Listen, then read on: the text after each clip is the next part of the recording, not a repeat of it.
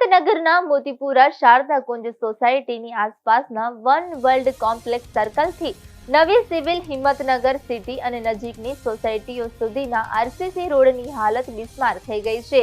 આ રોડ જે અક્ષર TP scheme હેઠળ આવેલ છે। રોડમાં હવે સળિયા બહાર દેખાઈ રહ્યા છે અને તેનાથી રોજિંદા અવરજવર અને વાહન માટે ભારે મુશ્કેલી ઊભી થઈ છે।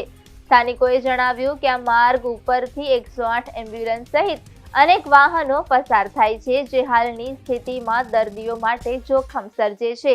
સોસાયટીના રહેવાસીઓએ નગરપાલિકાને વિનંતી કરી છે કે આ રોડ તાત્કાલિક નવીન રૂપે બનાવવામાં આવે। રહેવાસીઓએ આશા વ્યક્ત કરી છે કે રોડનું નવું નિર્માણ થઈ જાય તો અવરજવર અને દુર્ઘટનાઓની સમસ્યા હાલ થઈ જશે। સોસાયટીના લોકો અને વાહનો બંને માટે સલામતી સુનિશ્ચિત થઈ શકશે।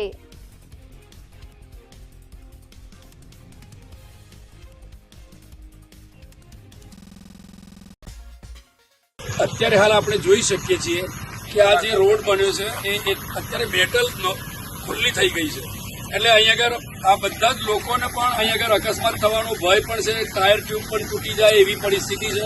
એટલે ખરેખર આ રોડમાં ભ્રષ્ટાચાર થયો હોય એવું અમને દેખાઈ રહ્યું છે। એટલે ખરેખર સારા રોડ બને એવી અમારી અપેક્ષા છે। આ ટીપી રોડ જે થઈ રહ્યો છે અત્યારે હાલ હાઈકોર્ટમાં કેસ ચાલે છે, એ પણ ખરેખર જલ્દી શરૂ થવો જોઈએ। નગરપાલિકાએ એના માટે જે કંઈ કરવું પડે તે કરીને એ ટીપી રોડ ગઢોડા રોડ સુધી સર્કલે સિવિલે જવાનું હોય તો એ બધી અગવડતા પડે છે પ્રજાને, તો ખરેખર આ નગરપાલિકાએ ધ્યાન ઉપર લેવું જોઈએ, અને નહીં તો પછી આ ભ્રષ્ટાચાર છે એ દેખાય છે।